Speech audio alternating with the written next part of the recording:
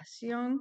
Entonces, bueno, vamos a tratamos de terminar hoy entonces los últimos dos de lo que es observacional, que es casos y controles y estudio de cohorte. Bien, aquí la estadística ya se vuelve un poco más compleja, hay que estudiarlo, yo les voy a presentar algunos de los términos que usamos habitualmente, algunos hay que entrenarlos bastante para poder estudiarlos, pero bueno, conocerlos los conocemos, así que lo que vamos a ver aquí es que en este caso el investigador va a seleccionar dos grupos para participar, ¿bien? Fundamentalmente. Y uno de los grupos va a estar constituido con individuos que presenten la enfermedad o el evento de interés, ¿bien? Y el otro grupo van a ser individuos sin la enfermedad. Al primero le vamos a llamar caso, al segundo le vamos a llamar control, ¿bien? Distinto es de lo que habíamos planteado el primer tipo de estudio, que es el reporte de caso, cuya principal desventaja estaba relacionada con que no hay control. Simplemente voy a observar el caso y lo voy a describir. En este caso, vamos a tener un grupo control. Por lo tanto, es posible llegar a conclusiones, inferencias y poder sacar otro tipo de conclusiones que el reporte de casos no nos permite, el reporte o la serie de casos, ¿bien? Vamos a ver entonces que ahí dice que se compara retrospectivamente las exposiciones pasadas entre los dos grupos. Esto, el caso control, bien, vamos a ver que en general es retrospectivo, es decir, que lo hacemos con información que ya se levantó, ¿sí? Vamos a ver entonces de qué se trata. Primero, tiene un diseño retrospectivo, puede ser, ¿bien? Se basa en la comparación retrospectiva de individuos con la enfermedad de interés, que son los casos, y aquellos sin la enfermedad, que son los controles. La selección de ambos se realiza después que se han desarrollado los eventos de interés. Bien, es decir, que en el caso de los casos, la persona, el sujeto, ya debe haber manifestado el evento de interés. Es decir, ya tiene que mostrar la patología, porque esto es retrospectivo.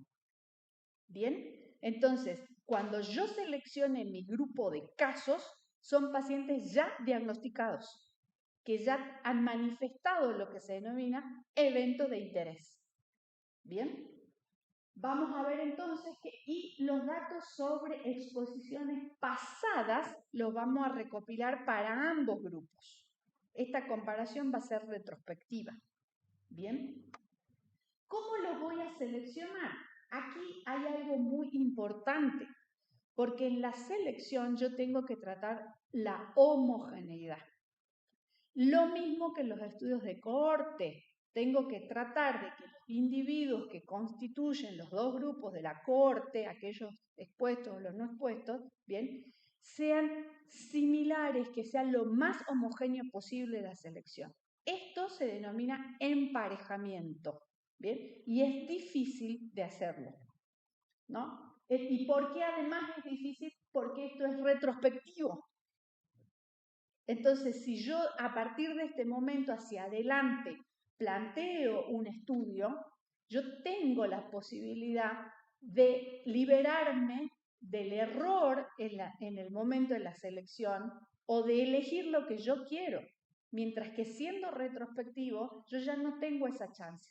Tengo que agarrar lo que hay, digamos. ¿Bien? Entonces dice que necesitamos levantar o seleccionar de una manera adecuada para que sea representativo de la población en la que surge, ¿bien? La selección de los controles debe hacerse de manera que sea comparable a los casos.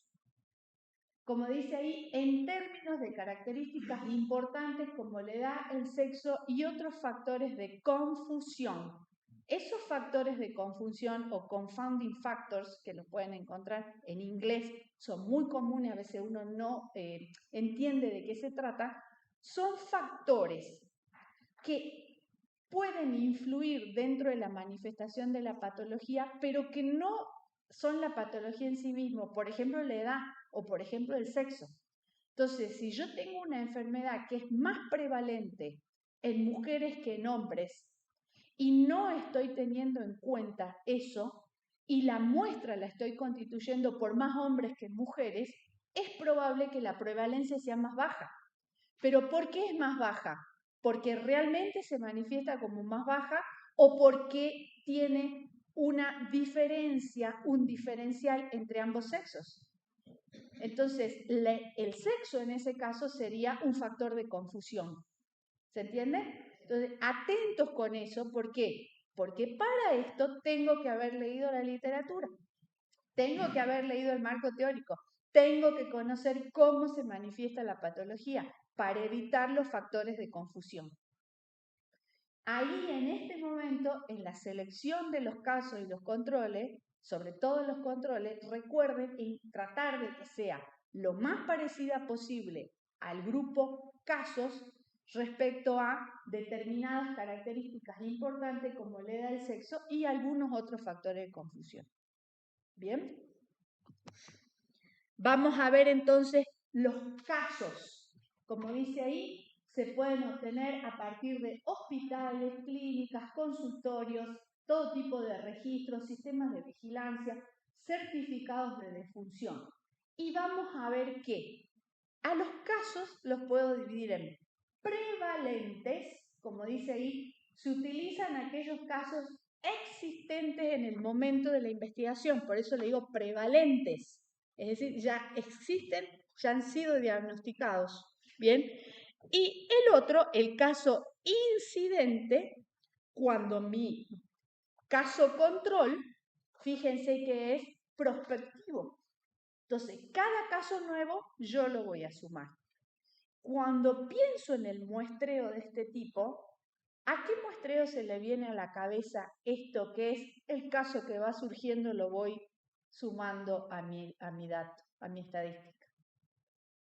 ¿Se acuerdan que vimos uno que yo les expliqué, les dije, esto ocurre cuando yo no tengo el dato a mano, sino el dato va surgiendo? Ese es el muestreo consecutivo. ¿Se acuerdan? Cuando tengo el muestreo no probabilístico, decía, tengo muestreo por conveniencia, tengo muestreo por criterio y tengo muestreo consecutivo. El muestreo consecutivo precisamente es ese. El dato no lo voy a ir a levantar porque no existe, va a existir. Entonces, cuando salga el caso, lo tomo para el registro. ¿Bien? Entonces, ese es el caso que yo denomino incidente. Pero este desarrollo, este diseño, es un caso de control prospectivo, porque es un caso nuevo que acaba de aparecer. No. Sí, es verdad.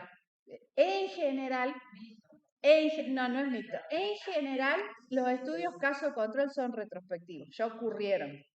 ¿Bien? Ahora, también le dije, puede haber prospectivo. Entonces, vamos a ver que el prospectivo de este tipo se llama corte anidado en caso y control. No quiero armar mucho lío. Pero cuando tengo caso que estoy en este momento desarrollando este protocolo y es caso control, si es nuevo el caso, lo voy a llamar incidente. ¿Bien? Eso, como dice ahí, se trabaja con aquellos que se van reclutando en el momento de la investigación. O sea, si uno hace un estudio de un periodo de 2 años, por ejemplo, 2020, no puedo encontrar esos casos de incidentes. No, todos son prevalentes. O sea, son, exacto, y es retrospectivo. Ahora, si yo de acá a 6 meses digo, bueno, voy a hacer un estudio caso-control y lo planteo prospectivo, lo que pasa es que el estudio caso-control en general no es prospectivo porque hay otros estudios mejores. Claro. Supongan que ustedes quieren probar la aparición de una enfermedad por factores de riesgo prospectivo, estudio de corte. Quiero probar la eficacia de un medicamento, a unos le doy, a otros no le doy, ensayo clínico. ¿Se entiende? Pero puede ser que hagamos un caso control prospectivo. El tema es que hay otros diseños mejores. Por eso es que no planteamos el caso control prospectivo como un buen diseño. Ahora vamos a ver corte y vamos a ver. Entonces, los controles, fíjense que dicen, constituyen el mayor problema en este diseño. ¿Por qué? Porque me cuesta emparejar. Me cuesta hacer el apareamiento correcto de que cada caso tenga un control y que ese control sea similar cuando lo estoy emparejando. ¿Bien? Cada paciente con el mismo sexo. Exactamente. O personas sanas. ¿Bien? Que consulten, en general, ¿qué se hace? Se busca persona que no el control, sin ningún lugar a duda, no debe manifestar el diagnóstico de la patología. Entonces puedo encontrar en la base de datos una persona que concurre al sanatorio por otra patología. Ahora, atentos. ¿Por qué? Porque la patología por la que concurrió, que no tiene que ver con la que yo estoy estudiando, puede ser un factor de confusión. Por ejemplo, supongan, estamos estudiando diabetes, riesgo cardiovascular, obesidad, cosas por el estilo relacionadas.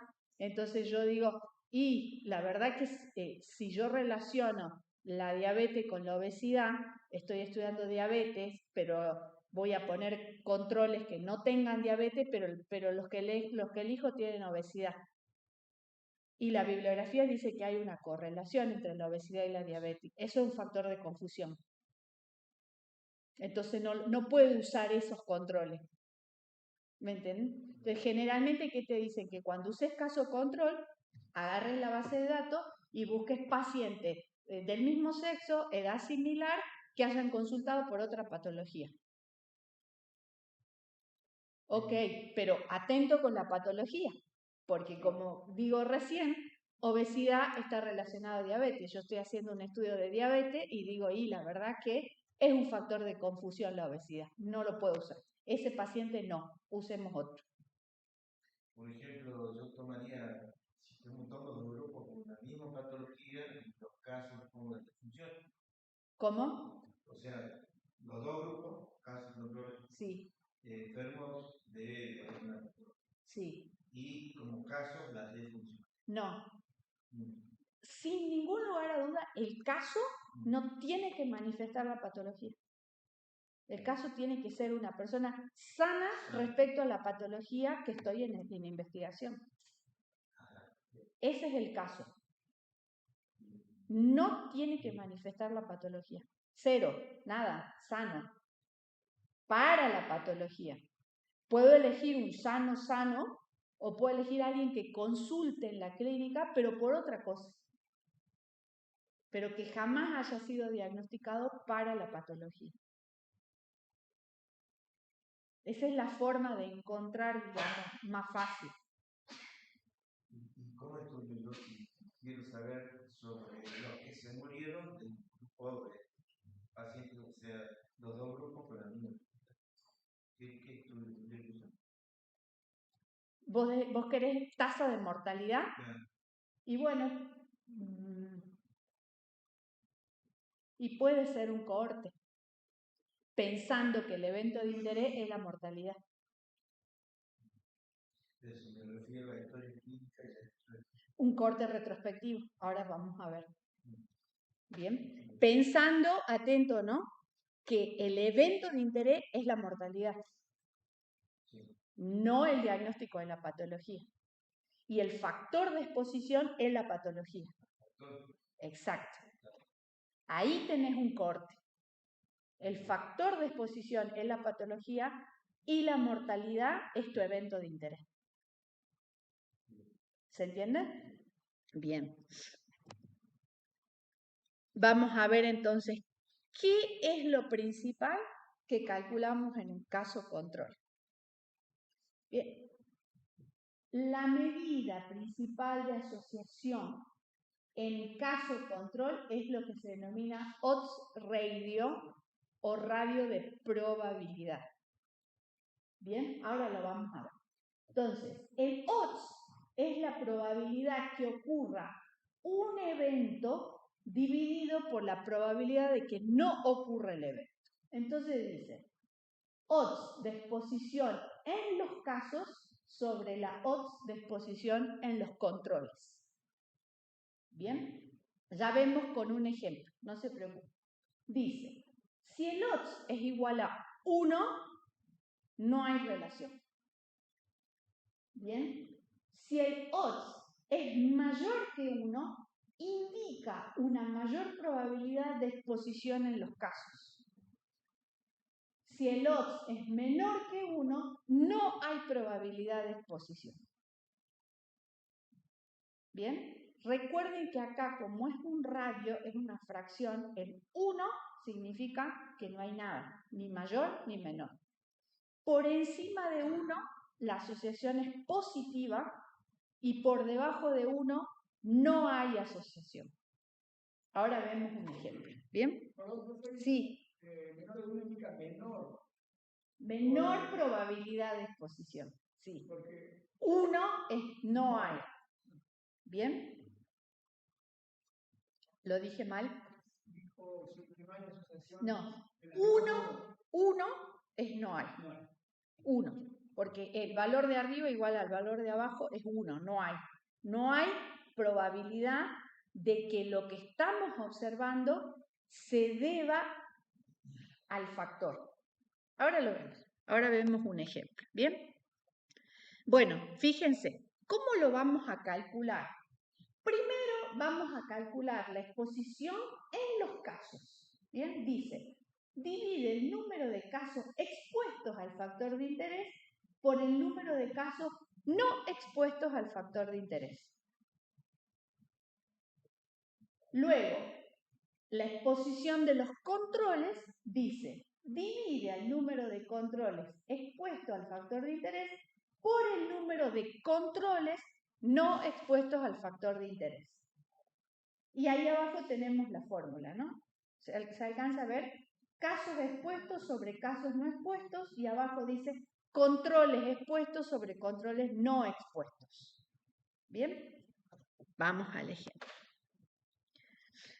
Bueno, ahí está, entonces dice, un odds mayor que 1 indica que la exposición está asociada a un mayor riesgo de enfermedad o a la aparición de la enfermedad. 1 menor que 1 indica la asociación inversa. Y un odds de 1 indica que no hay asociación. Vamos a ver el ejemplo. Dice así. Imaginemos un estudio que investiga la asociación entre el consumo de café, que es la exposición o nuestra variable independiente, ¿bien?, en el desarrollo de la enfermedad X. ¿Sí? Enfermedad X, la aparición del evento de interés es nuestra variable dependiente. Supónganse café e hipertensión, para llamarle de alguna forma. Entonces digo, casos. Los expuestos al café fueron 25. Los no expuestos al café fueron 15. Esos casos son personas que presentan hipertensión, supónganse. Decíamos café e hipertensión. ¿Bien? Todos estos 40 presentan hipertensión. Ahora, de los 40, solamente 25 tomaron café, 15 no tomaron café, pero son hipertensos. En los controles tengo 50 personas, de los cuales 20 tomaron café, 30 no tomaron café, pero todos son sanos, ninguno presenta hipertensión. ¿Bien? Vamos a calcular la fórmula. Entonces, dice que el odds es los casos expuestos sobre los casos no expuestos. Entonces digo, 25 sobre 15. ¿Bien? Acá, casos expuestos y no expuestos. Abajo dice controles expuestos sobre controles no expuestos. 20 sobre 30. Entonces hago estos cálculos y me dice que es 1,67 sobre 0,67. Hago las divisiones, me da ese número, ¿bien? Y cuando divido uno sobre el otro me dice el odds da 2,49. Bien, decíamos entonces que un odds mayor de 1 indica que hay una asociación. Por lo tanto, con este odds yo puedo inferir, sin ningún lugar a dudas, que el consumo del café es un factor de riesgo de 2,49 veces superior para desarrollar hipertensión. Esa es la inferencia. Acá estamos hablando de estadística inferencial.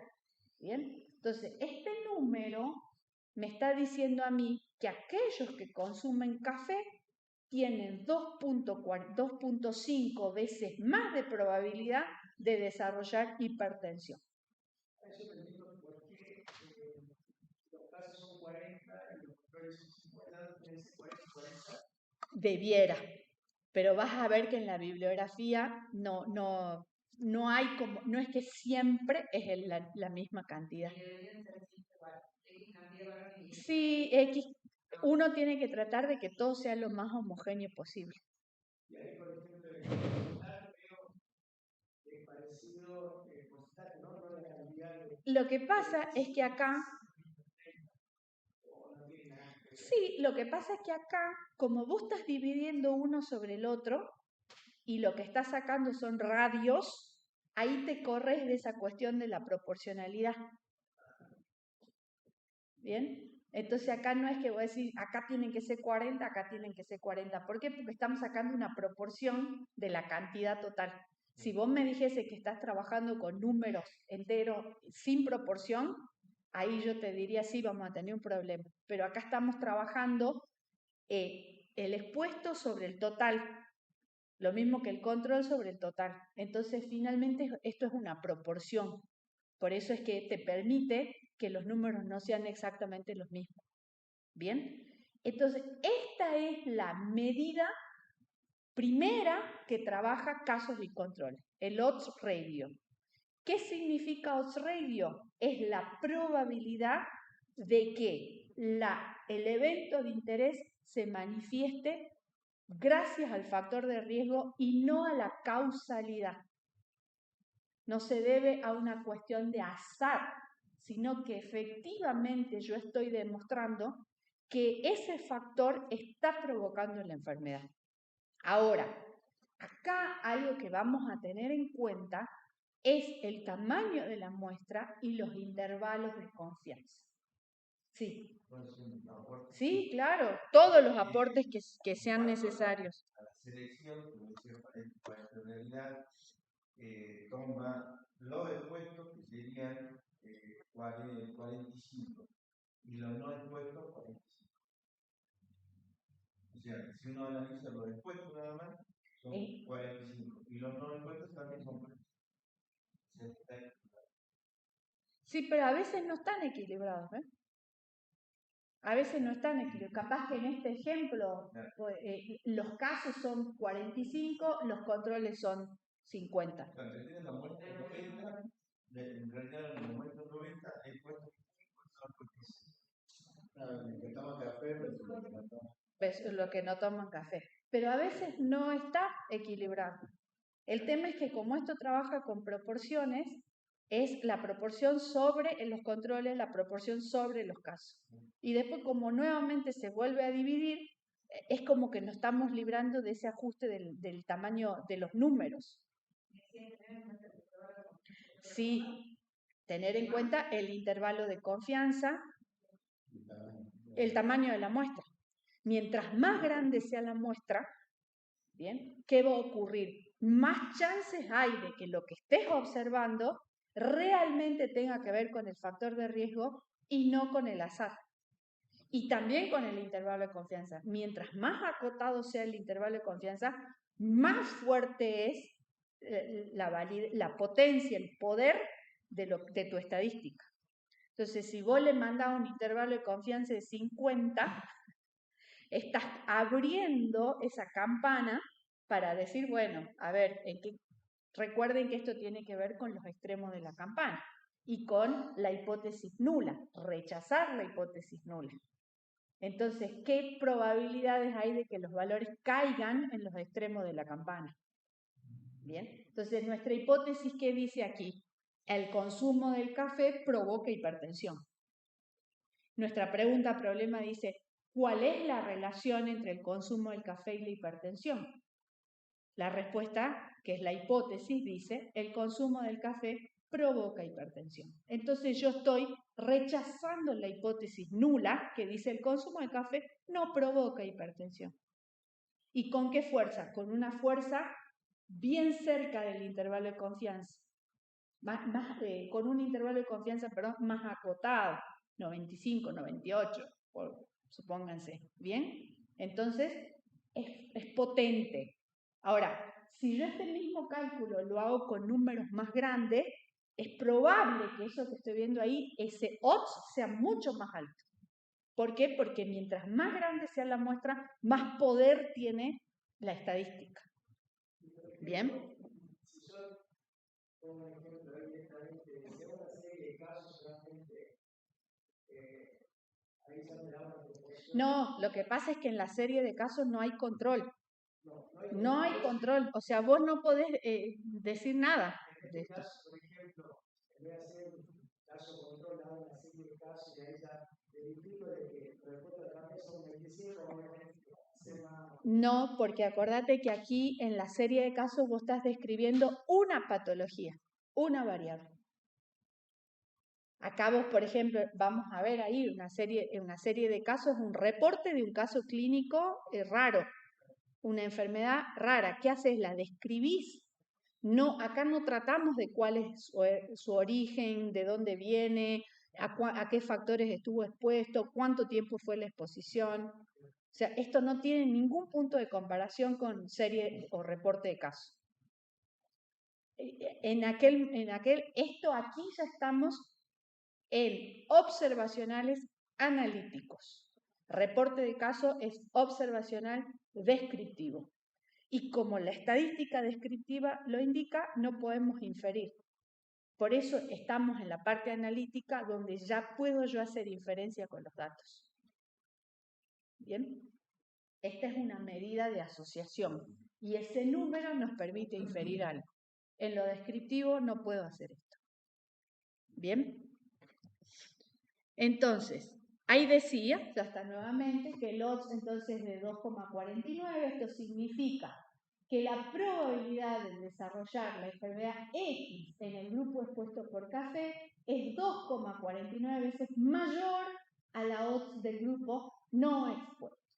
Un odds mayor que 1 sugiere una asociación positiva entre la exposición, que es el consumo del café, y el desarrollo de la enfermedad. Bien, este es un caso simplificado, como dice ahí, tener en cuenta el intervalo de confianza y otras asociaciones, otras estadísticas que vayamos a utilizar. ¿Bien? Si el odds cae dentro del intervalo,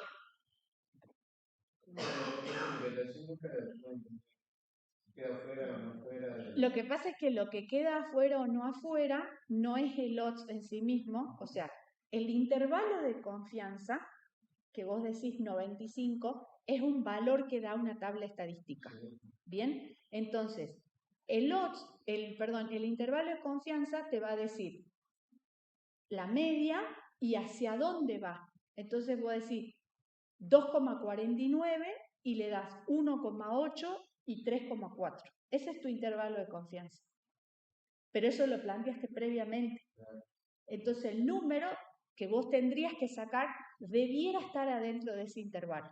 Entonces, para un intervalo de confianza de 95, el rango es de 1,8 a 3,7. Tu número es de 2,49, por lo tanto, esto que estamos viendo tiene potencia, tiene validez, porque cayó dentro del intervalo. Entonces, ese intervalo hay que calcularlo. ¿Bien? Ese es el punto. El intervalo es un rango que vos lo tenés que conocer de antemano. Entonces, vos planteás ese intervalo. Y entonces vos decís, mientras más chiquito sea el intervalo y tu valor caiga adentro, más potencia tiene. Ahora, si vos armás un intervalo de, suponte que el valor es 5 o 4,2, te cae en 4,2, y tu intervalo era de 0,4 y 10,8, ese rango es altísimo. Entonces, ¿qué chances hay de que el valor te caiga ahí? Como 10 puntos de chance. ¿Me entendés? Esa es la idea. Mientras más chiquito sea el rango, que es ese intervalo de confianza, más poder tiene el número que cayó ahí adentro. ¿Bien? Entonces, acá decíamos que hay un problema, vamos a ver los problemas en el sesgo de selección, donde ahí viene el primer problema, que tratamos de que la muestra sea representativa, primero y principal, de la población, porque acá vamos a trabajar con un muestreo, no puedo trabajar con toda la población, ¿bien?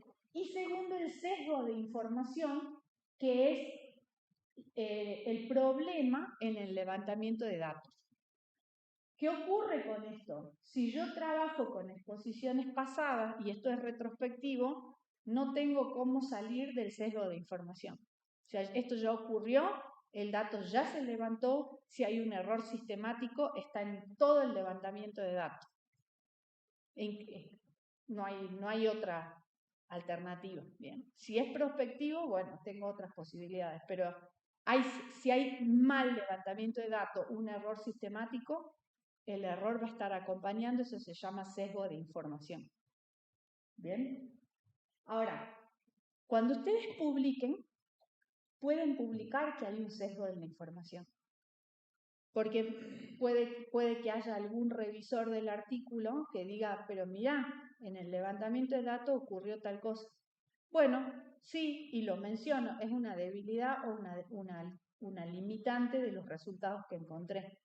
Pero estás al tanto, ¿bien? Y muchas veces van a ver que en los ensayos clínicos el sesgo de información, el confounding factor, el sesgo de información, todo eso tiene que quedar fuera, porque además son estudios prospectivos. Entonces yo me libro de todo lo que es el mal levantamiento de los datos. En este caso, cuando yo trabajo en forma retrospectiva, ya no tengo esa posibilidad. ¿Bien? En el caso del emparejamiento, que es lo que les decía también, tratar de que los casos y los controles estén emparejados de la mejor manera posible para que mejorar, como dice ahí, la eficiencia del estudio, ¿bien? Que lo que estamos observando sea realmente relacionado con el factor de riesgo y no con una casualidad o esto que decíamos recién en el tema de los controles, que es lo difícil de encontrar. Yo digo, bueno, ¿de dónde saco los controles? Y gente que concurre al mismo hospital, clínica, sanatorio, pero viene por otra patología. Atento que la patología no tenga una vinculación con la que yo estoy tratando de estudiar. Bien, entonces ahí es difícil en este caso el emparejamiento. Bien, ¿dónde utilizamos caso control? Útiles para investigar factores de riesgo de enfermedad y condiciones de salud. Se pueden identificar posibles asociaciones, fíjense, para que luego se puedan evaluar con estudios prospectivos más extensos. ¿Está? ¿Qué fortaleza tiene? Son eficientes para estudiar enfermedades raras, múltiples factores de riesgo, y la limitación es que no se puede establecer una causalidad directa, son susceptibles a sesgos, como decíamos recién, el de emparejamiento, el de información, el sesgo de selección y los factores de confusión. Que vamos a ver entonces, pasamos al siguiente. Ahí está, ¿no? Aplicaciones prácticas. Miren, ¿para qué podemos estudiar entonces esto? Para investigar brotes, factores de riesgo en enfermedades crónicas, relaciones, por ejemplo, entre enfermedades como el tabaquismo y cáncer de pulmón. Bien. Estos estudios se usan en fases iniciales de investigación epidemiológica y para guiar estudios prospectivos. Bien. Bueno, ahí tenemos ventajas y desventajas, más o menos las mismas, enfermedades raras, tamaños muestrales pequeños, poco tiempo de ejecución, Bien, relativamente barato comparado con el estudio de corte o con estudios de base poblacional, proporcionan estimador de probabilidad, pueden estudiar varios factores de riesgo para una misma enfermedad. Como limitante es ineficiente para exposición a factores raros o patologías que tienen una prevalencia-incidencia muy rara. Es decir, que cuánto tiempo tengo que esperar para que aparezca un caso, para poder observar. ¿Bien? No establece secuencia en los eventos de interés. ¿Por qué? Porque esto ya ocurrió, entonces no conozco la secuencia, cuándo estuvo expuesto y cuándo surgió la enfermedad, cuánto tiempo pasó, qué tiempo de latencia tiene la patología, es importante saberlo. Eso también es importante tenerlo en cuenta para estudios de cohorte. ¿Por qué? Porque si yo tengo un factor de exposición, un contagio y un tiempo de latencia de la patología muy largo, ¿qué va a ocurrir? Me va a llevar años observar la aparición de la enfermedad. Mientras que en este estudio caso-control, yo ya tengo la aparición de la enfermedad. Por eso es útil para patologías que tienen una latencia muy larga, o sea, un periodo de latencia muy largo. ¿Por qué? Porque aquí yo ya tengo la patología manifestándose. Mientras que en los estudios de corte, si la latencia es muy larga, me puede llevar años observar la aparición. Bien, por ejemplo, lo que decíamos, estudios de tabaquismo y cáncer de pulmón. Bien, entonces, aquí, por ejemplo, errores en la selección, errores en los controles, bien. Posible sesgo de supervivencia, ahí también puedo tener un problema. Depende de la patología, si tiene alta mortalidad o baja mortalidad. Solo se puede estudiar una variable de resultado, que es la enfermedad. Bueno, prevalencia, incidencia o riesgo atribuible no lo puedo conocer. Bien. Inapropiados, una variable continua, esto no lo... Inapropiado cuando el resultado de interés no se conoce al comienzo del estudio, es decir, la patología y la variable se manifiesta como continua, es decir, que supónganse un síndrome que se empieza a manifestar con distintas manifestaciones, por ejemplo, con distintas sintomatologías. Entonces, una variable continua y no hay un momento en el que yo diga, este es el diagnóstico. ¿Bien? Y acá está cómo lo visualizamos. Partimos de acá, atentos. ¿Bien? Casos, controles. Revisamos y vemos cuántos de los casos estuvieron expuestos al factor, tanto en los casos como en los controles. Esto va hacia atrás. ¿Tá? Por eso decíamos, si es prospectivo vamos a hacer otra cosa. ¿Bien? Que como decíamos ahí hace rato, este diseño lo que no nos muestra es la evolución. No hay eventos de interés intermedio que yo pueda ir observando. ¿Por qué? Porque está la patología y hacia el pasado la exposición. Y no tengo aquí la historia natural de la enfermedad, que eso sí lo voy a ver en un estudio de corte. ¿Bien? Algo más de esto. Acá. Bueno, este artículo se llama, el artículo hace una pregunta, dice cómo es la alteración de los mecanismos de degradación del colágeno de la matriz extracelular manifestado en la expresión de dos genes en pacientes con hernia inguinal. ¿Bien? Entonces, dice, se incluyeron pacientes con hernia inguinal primaria mayores de 15 años sin restricción de sexo. N, 21 casos. Hernia inguinal primaria. E individuos sin hernia mayores de 15 años, por ejemplo, intervenidos con apendicitis aguda. Ese era un criterio de inclusión para los controles. N, 20. La variable de resultado, que es lo que estamos controlando, es el evento de interés entre casos y controles, es la determinación de 2 genes por inmunohistoquímica. Ahí vamos a ver 2 proteínas en realidad. ¿Bien? Que están relacionadas con la degradación del colágeno en la matriz extracelular.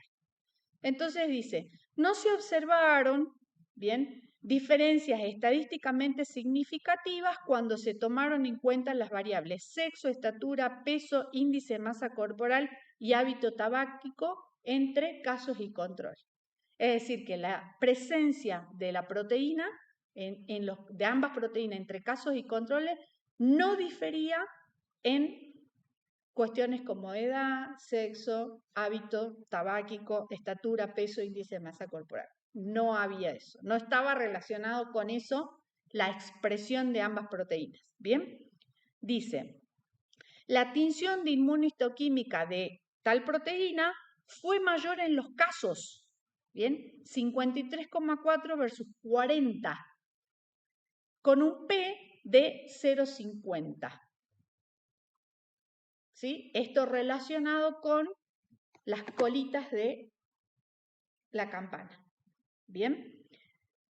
Y de la segunda proteína fue mayor en los controles. 35% versus 28%, con un P más alto todavía de 0,7.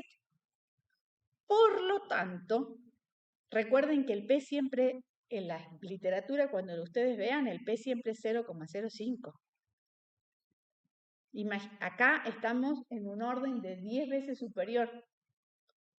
Entonces, ¿qué dice esto? Bueno, vamos a leer el artículo, lo van a poder leer. Dice, no se verificó asociación entre la alteración del colágeno, del metabolismo del colágeno, y manifestados en la expresión de 2 proteínas y el desarrollo de hernia inguinal primaria. Es decir que la pregunta que se planteaba este estudio es, ¿la hernia inguinal primaria está relacionada con la presencia de 2 proteínas en el metabolismo del colágeno? Ahí tenemos un evento de interés, la aparición, que es la hernia inguinal primaria, y los factores de exposición, que son la aparición de estas 2 proteínas que trabajan en la degradación del colágeno.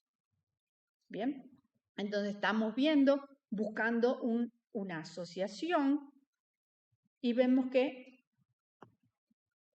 los P son muy altos, ¿bien? Entonces dice, bueno, esto está planteado en proporciones aquí. Bien, si esto lo vamos a leer en el paper, van a ver que presenta un poco más detallado esa posibilidad y el factor, el odds ratio, no manifiesta ninguna asociación. ¿Bien? ¿Está? Bien. Yo sé que es medio para sábado al mediodía. ¿Cómo sería la lectura ahorita si de 2 radios da 0,60? ¿Sería que hay un 40% de beneficio? No, el odds ratio de 0,60 sería que no estamos llegando a 1. No llegamos a 1, pero digamos... No llegamos a 1. ¿Qué te dice? Bueno, ahora vamos a ver en el estudio de corte que dice que la no asociación puede tener como un efecto protector. Sí, ahora lo vemos. Pero si es menor que 1, en este caso control, lo que nos está explicando es que la probabilidad de aquellos que manifiesten las proteínas es menor de tener la hernia inguinal, es mayor de tener la hernia inguinal que aquellos que no presentan las proteínas. Son probabilidades. Entonces, si lo vemos de 1, dice que manifestar las proteínas no tiene ninguna asociación. ¿Bien? Superior a 1 dice, aquellos que manifiesten la presencia de proteína tienen mayor probabilidad de generar hernia inguinal. Y acá dice, aquellos que manifiesten no tienen probabilidad. ¿Bien? La probabilidad es menor. Entonces, ahí es lo que se conoce como efecto protector, que no siempre es, ¿no? Pero bueno. Vamos a ver aquí entonces el estudio de corte. ¿Bien? Vamos a ver que siguen a un grupo de individuos. A eso le llamamos cohorte, es un grupo. Todo el grupo entero. Dentro de ese grupo entero vamos a ver que, bueno, la finalidad es observar la relación entre la exposición a un factor y el desarrollo de una enfermedad. ¿Bien? Y se busca determinar si en los expuestos la incidencia del evento es significativamente más o menos frecuente en la aparición. ¿Bien? ¿Qué vamos a ver aquí? Vamos por partes. El diseño es prospectivo. ¿Qué va a ocurrir acá? Vamos a ver que la exposición ocurrió o no, pero el evento de interés, la enfermedad, no ocurrió. Bien, yo no veo lo mismo que en casos y controles. En casos y controles yo ya tengo las personas con la exposición. Aquí la exposición en el diseño prospectivo no ocurrió. Perdón, la enfermedad, el evento de interés, no está manifiesto. Las personas pueden estar expuestas o no, pero el evento de interés no está. Bien, no está la persona diagnosticada. Los participantes se van a seleccionar antes de que se manifieste la enfermedad y van a ser seguidos a lo largo del tiempo. Bien, este estudio nos permite observar incidencia. Fíjense, hasta ahora no podíamos ver eso con caso control, no podíamos ver esto con corte transversal, no podíamos verlo con reporte de caso tampoco. Bien, este estudio nos permite conocer la incidencia, es decir, cuántos casos nuevos tengo. Bien, y riesgo, obviamente. Fíjense, en el estudio retrospectivo, porque puede haber un corte retrospectivo, ahora vamos a ver el diseño, bien, el investigador va a seleccionar al participante basándose en la exposición al inicio del estudio y luego se van a analizar los datos de manera retrospectiva. Aquí la exposición ya ocurrió. Bien, y los participantes ya pueden haber desarrollado o no la enfermedad. Es decir, planteémoslo como que ambas cosas ya ocurrieron. ¿Por qué dice desarrollar la enfermedad o no? Porque dentro de la cohorte va a haber gente que no va a desarrollar la enfermedad. Bien, para dejarlo claro entonces, en el estudio prospectivo, la exposición puede haber ocurrido o no, pero el evento de interés no ocurrió. En el retrospectivo, la exposición ocurrió. Cuando voy a leer, bien, lo que vamos a ver es que hay personas que desarrollaron la enfermedad y algunas que no, porque eso es lo que estudia el corte precisamente. Bien, ante una exposición, quiénes desarrollan y quiénes no. Por eso dice ahí, ya puede haber desarrollado la enfermedad o no. Bien, si leen en la literatura, van a ver que dice, el de arriba, exposición, ¿ocurrió sí o no? Enfermedad, no ocurrió. El retrospectivo dice, la exposición ocurrió y la enfermedad ocurrió. Bueno, no podemos decir la enfermedad ocurrió porque en la corte va a haber gente que no va a manifestar. Precisamente en eso consiste. ¿Se entiende? A ver, el estudio de corte prospectivo, ¿sí? Vos, ¿podés haber expuesto o no a la gente a humo de tabaco? Bien. Y con el paso del tiempo, algunos tendrán cáncer de pulmón, algunos no. Entonces, yo arranco el estudio diciendo, pueden estar expuestos o no, pero todavía no sé quiénes van a desarrollar la enfermedad. ¿Bien? Cuando yo voy a un retrospectivo, me paro acá, ¿bien? Suponte, ahí vamos a ver el diseño. Me paro acá y digo, la exposición ya ocurrió. Y ahora quiero saber quiénes de esos expuestos, hace 20 años atrás, desarrollaron el cáncer de pulmón. Pero 20 años atrás. Voy a ir a un gráfico para que ustedes lo vean. Aquí. Lo tenía que haber puesto antes. Fíjense. 1900, este estudio arrancó en 1995. Y durante 30, 20 años, supongan que hoy es 2015, bien, arrancó acá, expusieron a las personas y en el 2015 vienen a ver en los expuestos quiénes tienen la enfermedad y quiénes no, y en los no expuestos quiénes tienen la enfermedad y quiénes no. Eso se llama cohorte prospectivo o también estudio concurrente. Ese es su nombre. ¿Bien? Entonces, en el 95 se planteó este estudio. Y 20 años después sigue el estudio. Esto no es retrospectivo. ¿Bien? Es como que yo diga, hoy, 2023, planteamos un estudio y en el año 2043 vamos a ir a ver los datos. Hoy. ¿Bien? Un estudio retrospectivo, fíjense, en el año 2015, bien, vamos a ver quiénes desarrollaron la enfermedad en el año 95. Vamos a ver cuándo fueron expuestos 10 años antes y vamos a ver cuándo arrancó el estudio. Pero ¿qué va a ocurrir en el año 95 que ocurrió hace 20 años atrás?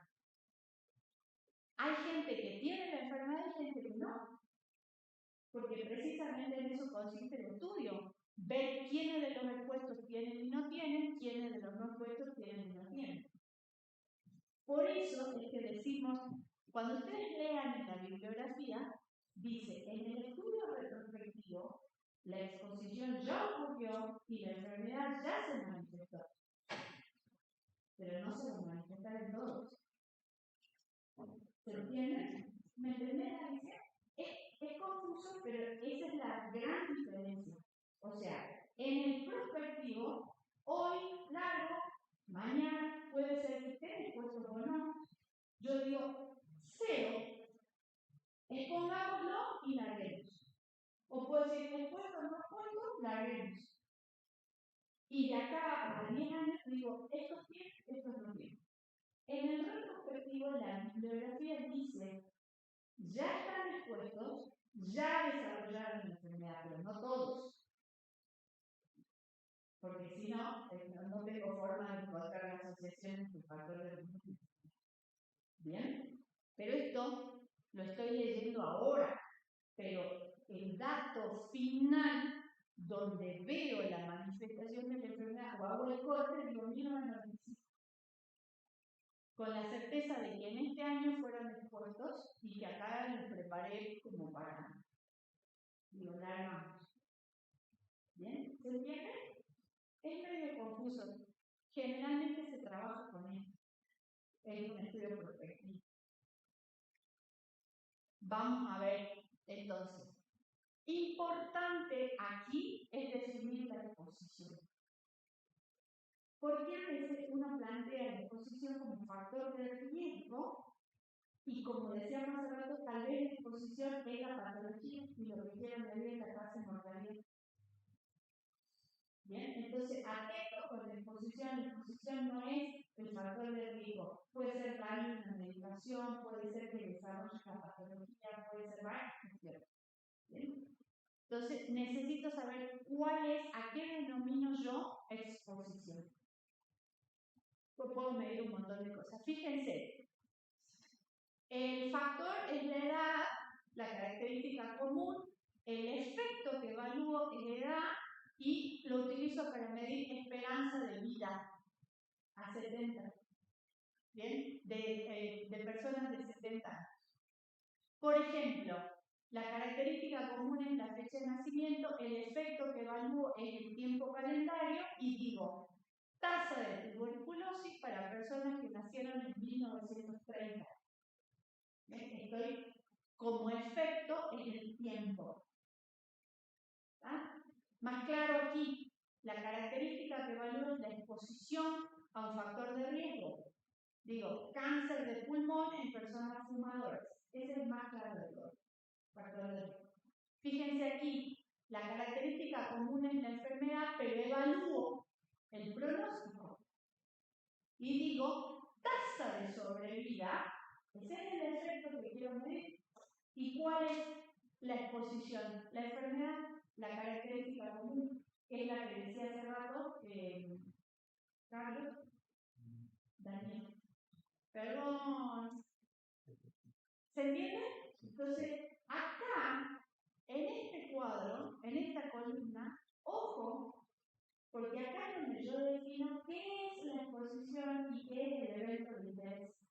Aquí el evento de interés es la tasa de sobrevida. ¿Y la exposición cuál es?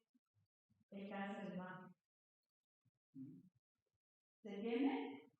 Aquí, fíjense, una intervención preventiva. ¿Qué quiero probar? Prevención. Dice, reducción de la incidencia de neumonía post-vacunación entre todos. ¿Cuál es el factor? Digamos? ¿Cuál es la intervención, la exposición? Es la vacunación. ¿Y cuál es el evento de interés? La reducción de la incidencia. Bien, entonces, atento que hay que definir claramente cuál es la exposición y cuál es el evento de interés. ¿Estamos? Para esto, ustedes dirán, ¿cómo sé qué es lo que tengo que hacer? Tengo que tener claro el título. Entonces, si yo tengo claro el título, yo tengo tasa de sobrevida en pacientes con CA de mama. ¿Cuántas variables hay acá? 2, CA de mama y tasa de sobrevida. ¿Cuál es la variable dependiente? Variable dependiente, tasa de sobrevida es la variable dependiente, porque la tasa se queda quieta y vamos a ver con los distintos tipos de cáncer cómo cambia. Entonces, tasa de sobrevida se está convirtiendo acá en el evento de interés. Coincide con la variable dependiente. Vamos a ver. Bueno, porque en ese título yo te digo cuál es la variable dependiente y cuál es la variable independiente. ¿Cuál es la que está actuando sobre cuál? Eso.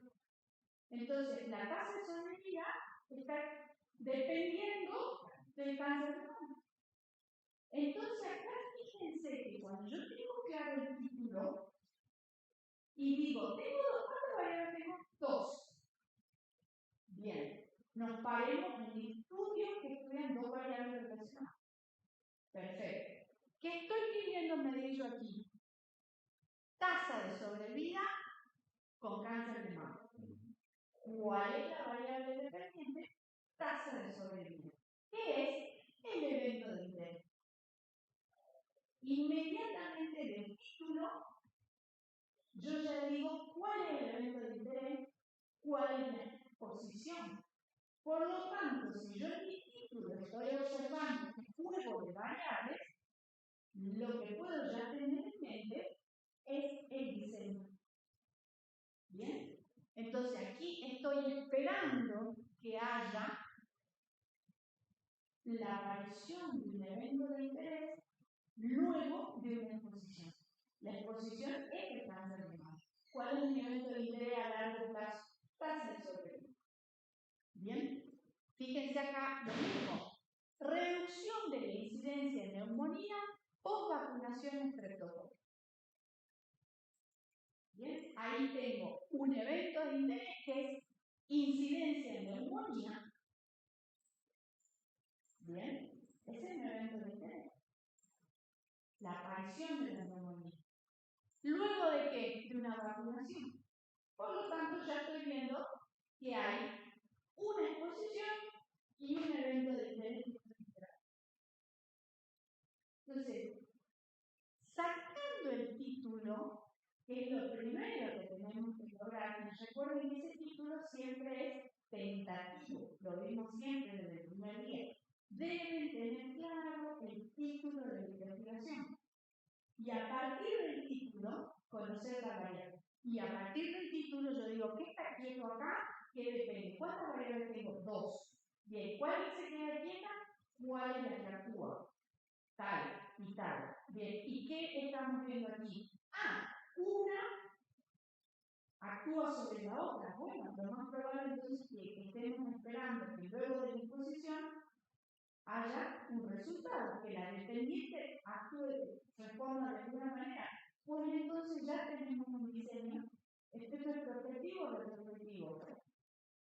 Bueno, prospectivo, supónganse. ¿Por qué? ¿Qué mide? Incidencia. Entonces, prospectivo. Entonces, inmediatamente digo, esto es un corte prospectivo. Sería la dependiente sería no, la incidencia en neumonía es la variable dependiente. ¿Por qué? Entonces, no es importante que sea la variable dependiente, puede ser la variable independiente puede ser cualquiera, puede ser la función o el evento de interés. No, porque en este caso, vos lo que estás queriendo conocer es cómo aparece tu variable dependiente, ¿bien? ¿Qué frecuencia tiene luego de la vacunación? Entonces, cuando vos decís luego de la vacunación, significa que hiciste algo para ver cómo la variable dependiente está respondiendo. ¿Se entiende? ¿No?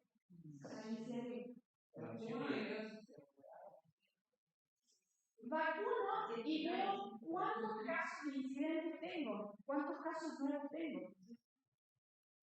Lo que pasa es que en mi caso sí. No, lo que pasa es que en realidad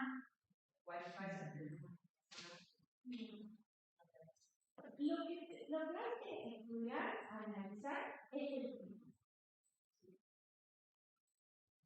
Cuando tú intentas tu estudio, pensá en tu título y vas destripándolo al título. ¿Bien? Entonces, voy a decir, punto número 1. ¿Cuántas variables tiene este título? Tiene una. Bueno, ¿qué puedo hacer con una variable? Describirla. Bueno, ¿cuántos casos tenés para describir? Menos de 8, menos de 10. Bueno, un reporte de casos de tu variable de interés. Bien. O, por ejemplo, vos decís, bueno, quiero conocer la prevalencia. ¿Cuántas variables? Una, la prevalencia de esa variable. ¿Bien? Entonces, quiero conocer lo que decíamos hace rato, casos control, factor de riesgo. ¿Cuántas variables tiene caso control? Puede ser una, puede ser dos. 2 para factores de riesgo. ¿Bien? Entonces, ¿esto es prospectivo o retrospectivo? ¿Ya apareció la enfermedad o no apareció la enfermedad? No, ya apareció. Entonces, lo que vos tenés que pensar es en tu título de investigación. Después vamos por partes. Plantear, por eso es que yo puse este título acá. Porque en entender el título, miren, vamos a esta otra. Mejoría en la sobrevida para pacientes con linfoma Hodgkin en quimioterapia combinada. ¿Cuántas variables de interés tenemos acá? Una y 2. La quimioterapia. Tengo linfoma y quimioterapia. Tengo 2. ¿Bien? ¿Qué está midiendo esta persona? Dice sobrevida. sobrevida en linfoma. La sobrevida en sí misma no es una variable. La variable de interés es el linfoma. ¿Qué queremos medir? La sobrevida. Queremos medir la relación entre esas manifestaciones del linfoma y qué le hace la quimioterapia. Entonces yo tengo una variable dependiente, que es el linfoma, y tengo una variable independiente, que es la quimio. ¿Y qué mido yo en el linfoma? Bueno, puedo medir, por ejemplo, la regresión, puedo medir la sobrevida, puedo medir X cantidad de cosas, pero relacionada con qué? Con esa variable independiente que es la quimioterapia. Entonces, ¿cuál es el factor de exposición acá? La quimio. ¿Y cuál es el evento de interés? La sobrevida. ¿Qué efecto tiene esa quimio sobre el linfoma no Hodgkin? ¿Pero qué vamos a medir?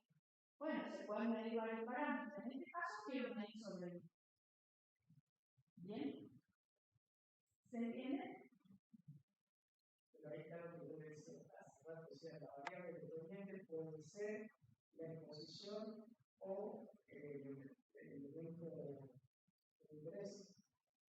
¿Y cómo convertiríamos aquí eso al revés?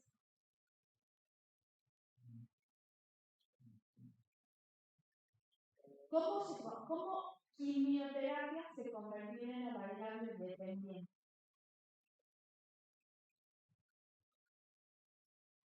Y eso sería lo que se puede hacer que tenga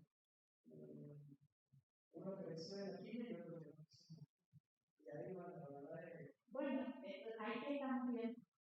¿Qué es? Ahí estamos viendo la exposición. Aquí la quimio. Eso es lo independiente. Lo dependiente del resultado.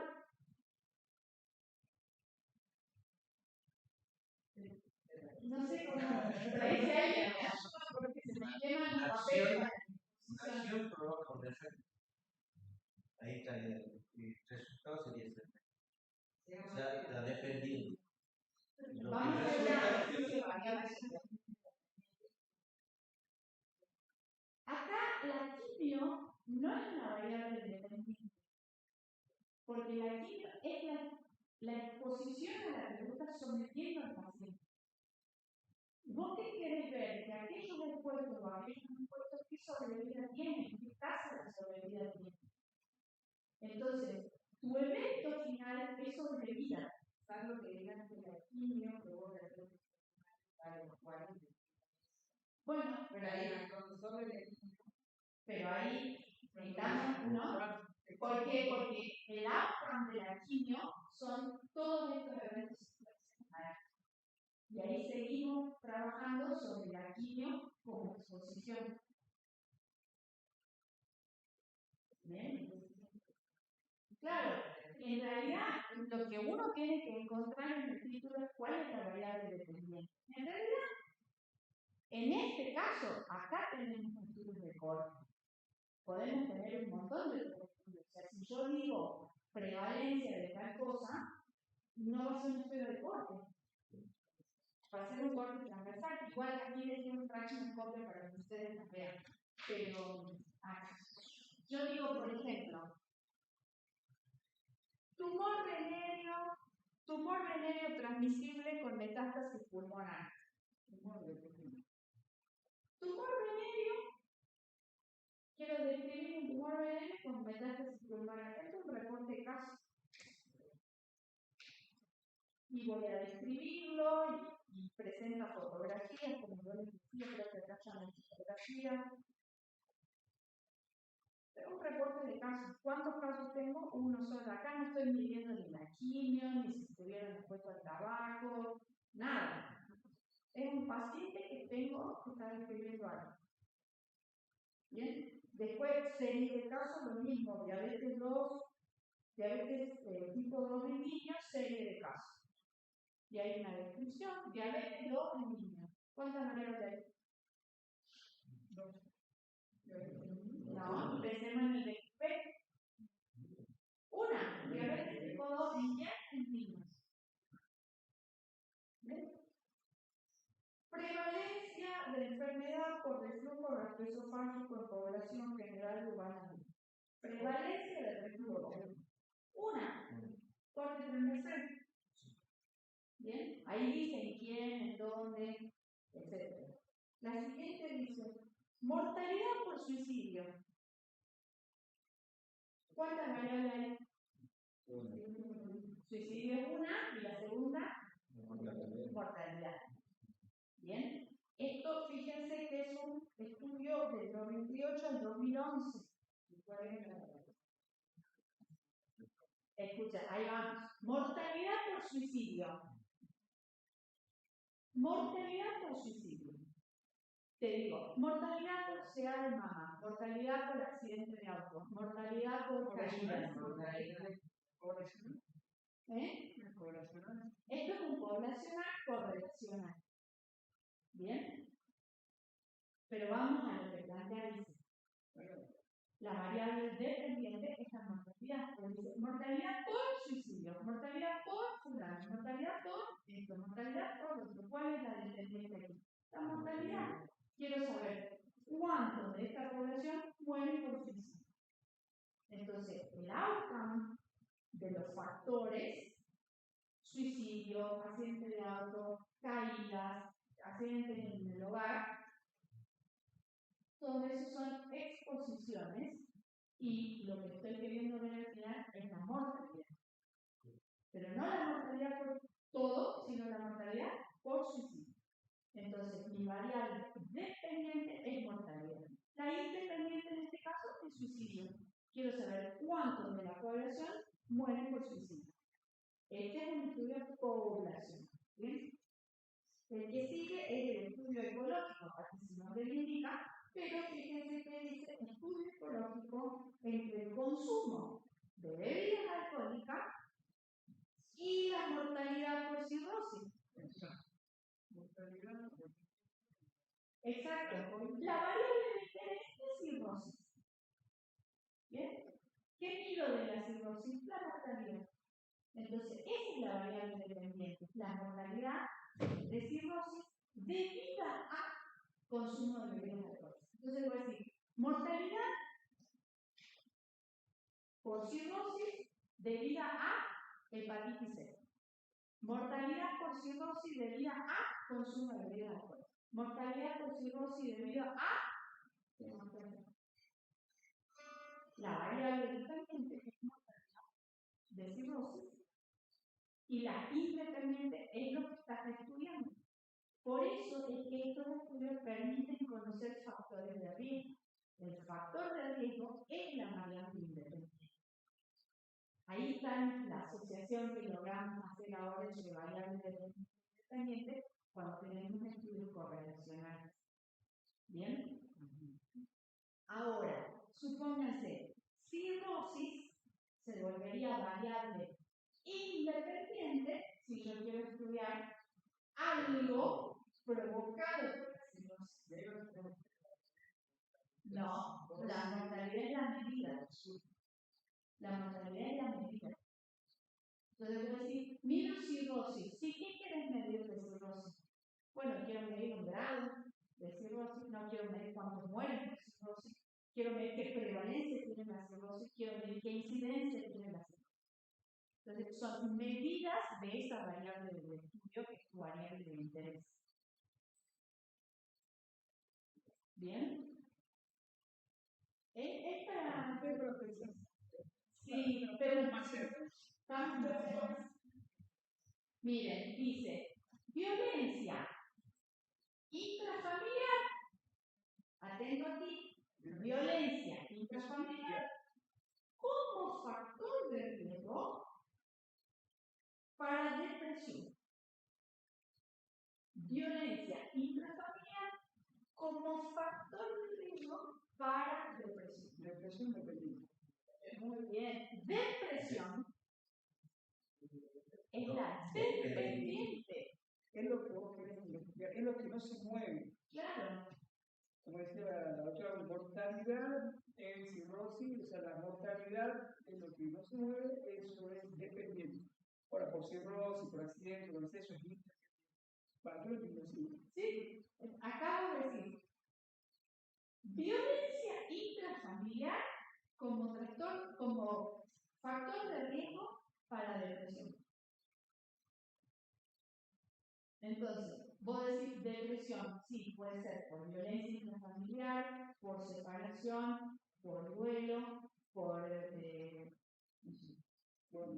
química, por infidelidad. Entonces, la depresión está ahí. Ahora voy a decir, ¿cuáles son los factores que provocan esa depresión? Y a esta persona le parece que la violencia intrafamiliar puede ser un factor de riesgo. Entonces, la depresión es la que está quieta y la violencia intrafamiliar y todas las otras, en este caso, es un estudio de dos variables, dice la persona, depresión y violencia intrafamiliar. Por eso el título dice violencia intrafamiliar como factor de riesgo. ¿Se entiende? Fíjense, este es un estudio caso control. ¿No? Yo pienso que la variable dependiente de la disposición y el factor. Exacto. Eso.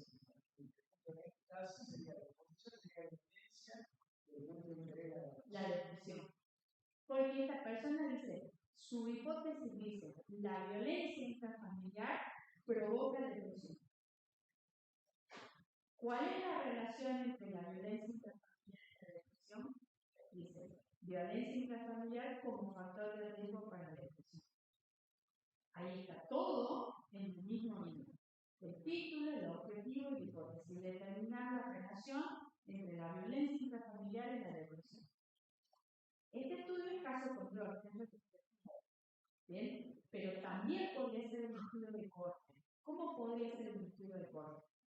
Yo, por ejemplo, junto a un grupo de mujeres, X, ¿bien? Algunas de ellas habrán estado expuestas a violencia familiar, algunas de ellas no.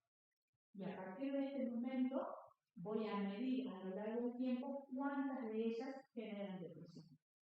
Entonces yo mediré el grado de asociación y el riesgo relativo a cuántas mujeres expuestas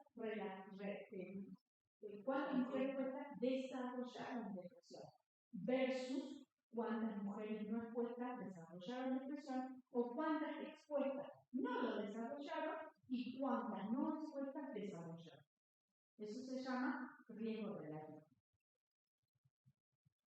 ¿Bien? Pero a partir de este momento, digo, bueno, a partir de ahora convoco a un grupo de mujeres y algunas están expuestas, otras no, porque dicen ser algunas están expuestas a la violencia, algunas no. Bueno, sigamos este grupo de 100 mujeres para ver cuántas de las expuestas tienen depresión, cuántas de las expuestas no tienen depresión. Eso es un tablero de 4. ¿Entienden? A ver si lo... Aquí vamos a ver el tablero. Lo podemos ver la clase que viene de nuevo a estudio de corte, porque es complicado. Ahí tenemos un tablero. La primera parte del tablero, miren, dice, expuestos, vamos a ver acá. Depresión. ¿Bien? Depresión. Expuestos a violencia familiar, sí tenemos. Expuestas con depresión. Expuestas sin depresión. No expuestas con depresión, no expuestas sin depresión. ¿Bien? Esto es un estudio de corte y en este cuadro arranca ahora, digo, junto a 100 mujeres, les consulto, ¿usted tiene violencia intrafamiliar? Si no, es dicotómica la respuesta, y entonces las dividiré en las que están expuestas a violencia y en las que no están expuestas a violencia. Y de acá a 3 años iré a buscar quién tiene depresión. Lo que yo tengo que lograr demostrar, si es que mi título va a ser ese, es que aquellas que sufrieron violencia desarrollaron depresión con mayor número que aquellas que sufrieron violencia pero no desarrollaron depresión. Y también debo comparar aquellas que no habiendo sufrido violencia desarrollan depresión. Exacto. Eso es prospectivo. Vamos hacia adelante. Entonces, como digo, de esas 100 que yo convoqué, algunas sufrieron violencia, algunas no lo sufrieron. No, es que vos lo vas a medir a lo largo del tiempo. Esto es prospectivo. Esto es prospectivo de aquí. Y va a ir apareciendo. Por eso el estudio de corte nos da la posibilidad, primero, de medir incidencia. Acaba de ocurrir. Bien, punto 1. Segundo, la evolución de la aparición de la enfermedad. Que eso, por ejemplo, en caso control, no lo veo. Este es un caso control. ¿Cómo hicieron ellos? Hicieron lo siguiente. Convocaron a mujeres que tenían depresión y mujeres sin depresión. Pero esta depresión ya está diagnosticada. Entonces, tienen 100 mujeres y dicen, levanten la mano las diagnosticadas con depresión acá. Bien, las diagnosticadas con depresión pasan aquí. Las que no están diagnosticadas con depresión quieren serlo. Ustedes son los casos, ustedes son los controles. Perfecto. Me siento y llamo a las 50 que tienen depresión y les digo, ¿sufrió violencia intrafamiliar? Sí, me pasaba tal cuestión. ¿Usted sufrió violencia intrafamiliar? No. ¿Pero tiene depresión? Sí, pero yo no sufrí violencia intrafamiliar. Ese es un caso control. Primero, ya está la manifestación de la enfermedad. Depresión. Y si hubiera sufrido violencia laboral, por decirte, otra variable. Claro, exactamente. Nosotros estamos estudiando como factor de riesgo la violencia intrafamiliar. Por eso mi pregunta apunta a eso. Ahora, yo puedo decir, vamos a estudiar violencias relacionadas con depresión. Entonces digo, violencia laboral, violencia intrafamiliar, violencia económica, violencia psicológica, no sé, bullying. Entonces, ¿pero qué hago primero? Llamo a un grupo de gente y digo, este es un estudio de casos y control, le hago la publicidad. Digo, por favor, todas aquellas personas que estén diagnosticadas con depresión, preséntense para participar en este estudio. ¿Pero qué ocurrió? Esta gente ya tiene la patología diagnosticada. Bien. O yo agarro las historias clínicas y digo, Instituto de Psicopatología, calle San Martín, violencia relacionada con depresión. Depresión, tengo 40 personas con depresión. Y empiezo a leer la historia clínica. Y en algún lugar de la historia clínica donde está la anamnesis dice, la anamnesis dice, violencia intrafamiliar.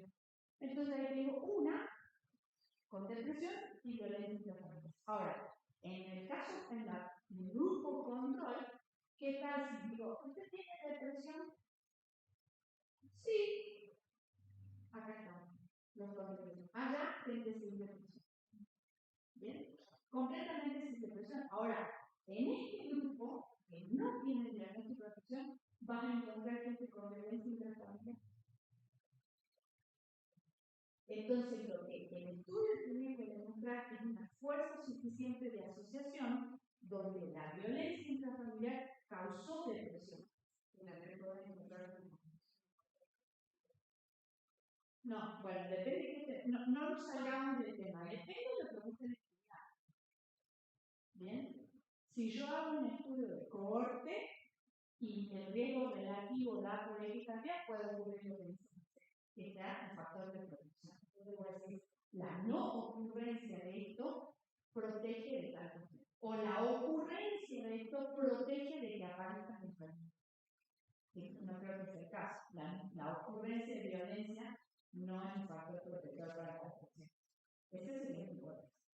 Bien, ¿se entiende? Fíjense que con el mismo ejemplo podemos hacer un caso control o un cohorte prospectivo. Bien, entonces aquí, en el caso control, ya están las personas diagnosticadas con depresión. en el grupo casos y en el grupo control gente sin depresión. Aquí les pregunto, ¿usted sufrió violencia intrafamiliar? ¿Sí o no? Y allá voy y le digo, ¿usted sufrió violencia intrafamiliar? ¿Sí o no? Entonces, mi hipótesis esperaría que en este grupo, los depresivos, la violencia intrafamiliar sea mayor. Y ahí puedo asociar que la violencia intrafamiliar les provocó la depresión. Pero ¿qué tal si allá yo tengo un montón de gente con violencia intrafamiliar y no están diagnosticados con depresión?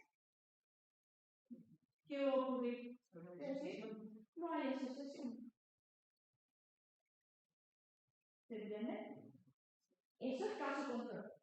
Parto de la gente ya con diagnóstico, el evento de interés ya se manifestó. Ahora, corte, llamo a 100 personas, las expongo a violencia y arranco. Y veo, de las 100 personas, digo 50 las expongo a violencia, 50 no las expongo a violencia. Vamos hacia adelante. Y empiezo a ver cuántos van siendo diagnosticados con violencia, con depresión. ¿Se entiende? Es complejo, pero bueno, es cuestión de pensarlo. Pero fíjense que el mismo caso yo lo puedo poner en distintos diseños. Pero caso control es un diseño analítico y estudio de corte es un diseño analítico. O sea, yo tengo la posibilidad de hacer inferencias. ¿Bien? Estoy haciendo también comparaciones. Estoy viendo efectos o factores de riesgo. ¿Bien? Depende cómo diseñe yo el protocolo. O sea, si yo tengo tiempo para alargar hoy y leerlo del estudio en 3 años, le digo, hagamos corte. Es más fácil establecer relaciones causales con un corte que con un caso de control. Ahora, también no tengo tiempo. Entonces me voy a un caso de control. ¿Bien? Más o menos. El estudio de corte es muy complejo. Vamos a... No sé qué hora es, si estamos muy tarde ya. ¿La una? ¡Oh! Bueno, lo dejamos, lo seguimos la clase que viene. No queda más que nada. El sábado que viene, ¿no? El sábado que viene. Más que nada lo que vamos a ver es las medidas que se usan. Riesgo absoluto o incidencia, riesgo relativo, que es lo que acabamos de ver, y reducción del riesgo relativo, que es lo que decía él que puede ocurrir, que haya un factor de protección.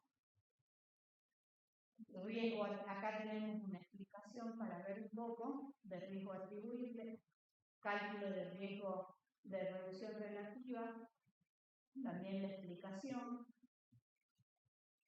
Bien. Y ya terminamos. Igualmente va a quedar todo grabado, no se preocupe. Sí, todo.